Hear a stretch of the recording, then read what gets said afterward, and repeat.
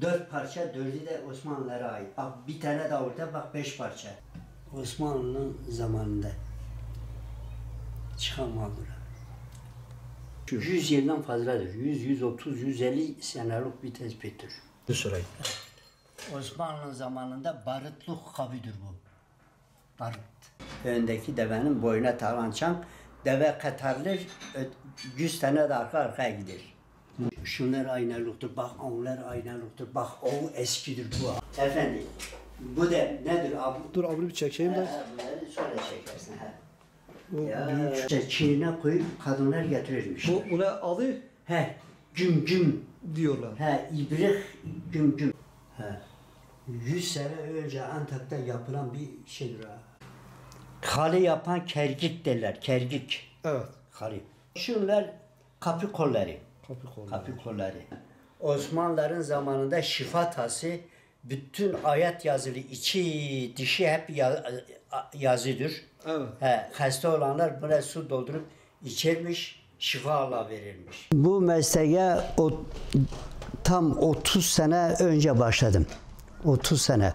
Evet. He.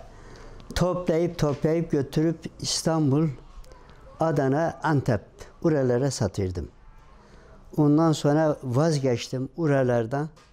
Tekrar yani 30 sene de biriktirim yaptım, burada biriktirdim. Bu merak hiçbir iş, hiçbir sanat benim elimden gelmirdi. Bilirsin. Böyle köylerde gezirdim, eski gümüş paraları toplardım. Bu gümüş paraları toplayıp götürüp de İstanbul'da kapalı çarşıda götürüp satırdım. Adamlar dedi ya sen bunları toplarsan eski şeyleri de topla. Sini miniler, eski kanterler, eski tüfekler onları da topla. Hiç yoksa senin bir faydan olsun. Bu sefer o adamların yani söylemiş olduğu sözü tuttum. Bu sefer başladım. Eski kanterler, eski efendim tesbihler, eski efendim siniler onları da almaya başladım. Tamamıyla artık işi büyüttüm. Yani ne gördümse almaya başladım. Ne gördümse almaya başladım. Çok almış olduğum mallarda da zarar ettim. Çok mallarda da para kazandım. Yani zarar da ettiğim çok oldu. Çok mal da götürdüm, zarar ettim. Hani bilmeyerek aldım, götürdüm, zarar ettim.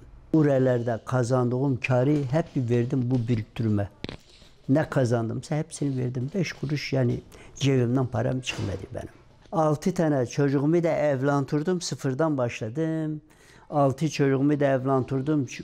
Çok da para biriktirim yaptım. O biriktirimi de tuttum, tekrar buraya yatırım yaptım. Yani ne aldımsa buraya koydum. Böyle Van, Erdiş, Muradiye, Ahlat, Adilcivaz, efendim Bitlis, Hizan, Mutki, ta Tillo, İbrahim Hak Hazretleri'nin türbesine kadar gittim buraya kadar. Yani Tillo Sert'in kazasıdır. Oralara kadar gittim. En son hudut İstanbul'dan ileride Edirne var. Topkapı'da binersen Edirne'ye gidersin. Ta oraya kadar gittim Edirne'ye. Son hudut da oralara. Böyle oraları da gezdim, dolandım. Hiç yer bırakmadım, gezdim. Yani bu tarafta da Kars, Kakızman, Iğdır, Doğu Beyazıt, hep oraları gezdim. Mal peşinde gezdim. Eski bir şeyleri almak için. Hasankala, Erzurum, bütün gezdim. Eski çakmaklı tüfekler, eski kılınçlar, eski yazılı kaplar, eski cep saatleri, gümüş saat zincirleri. Bunları topluyordum. Bu tesbih fazla para etmiyordu, satılmıyordu. Fazla satılan yazılı siniler, yazılı kaplar, eski efendim çakmaklı tüfekler, eski efendim kanterler, eski efendim şeyler, cep saatleri, gümüş saatler, çift kapaklı Serkisov yani saatler, anahtardan kurulan gümüş saatler. Bunlar para edirdi. Ben aldığım malda hem yol paramı kazanırdım, otel paramı kazanırdım, yemeğimi kazanırdım, araba parasını çağırırdım. 5 kuruş da para kazanırdım kendi kendime. Bu vaziyette gezdim. Hamam yani bu malzemenin peşinde dünyayı 4 dolandım. Tabii en güzeli yani el yapısı işlemesinden bir de gümüşten yapılı hançerler, kabı da gümüş, sapı da gümüş. Onlar çok güzel. Bir de eski zamanada Van kemerleri vardı gümüş. 1 kilo 600 gram, 1 kilo 700 gram, 1 kilo 500 gram gelen kemerler, zeri de altın sekeli. Böyle kıymirden bakarsın. Pırlanta gibiydi. Has gümüş 900 ayar, böyle hep damgalı. Bak şu eski maldır. Şu badyanın üzerine Maraş işleme yapır. Şu badyanın değeri çıkıyor 600'e. Şimdi 100 liraya alabilirim. Buna bir işleme vurduğu zaman 600 lira değer bulur. Şimdi bir tek çocuğum burada bu işten anlayan var. Başka hiç 5-6 tane çocuğum var. Yani bu 5 çocuğumun içindeki bir tek çocuğum anlıyor. Buraya geldi ya o çocuk. Ahmet, o bilir bu işi. Başka kimse bilmiyor. Daha toplam verim.